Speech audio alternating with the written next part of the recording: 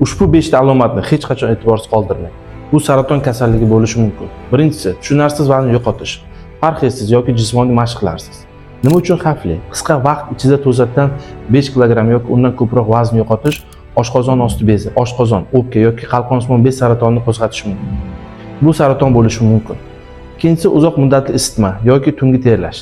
Nima uchun xavfli? Infeksiya belgilari bo'lmagan doimiy past darajadagi isitma 37-38 gradus limfoma, leykemiya yoki metastatik saraton alomati bo'lishi mumkin.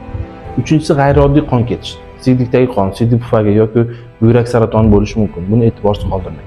Axlatdagi qon, yo'g'onchak saratoni bo'lishi mumkin. Ayollarda hayz ko'rishdan tashqari qon ketish, bachadon bo'yni yoki endometriya saratoni, hemoptiz bo'lsa agar o'pka saratoni bo'lishi mumkin.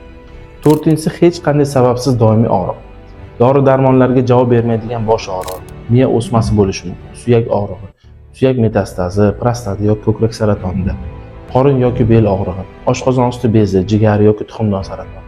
Beshinchisi, dam olish bilan yaxshilanmaydigan va yomonlashadigan tushunarsiz zaiflik.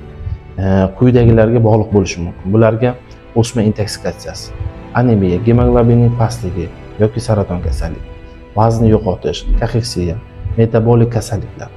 Qachon shifokorga murojaat qilishim kerak degan savol tug'iladi. Agar ushbu alomatlardan biri 2-3 haftadan ko'proq davom etsa va shifokor tomonidan belgilangan davolanish bilan yaxshilanmasa va aniq sababi bo'lmasa, ya'ni travma, infeksiya bo'lmasa, darhol tekshiruvdan o'tishingiz kerak. Bunda siz bizga murojaat qilishingiz mumkin.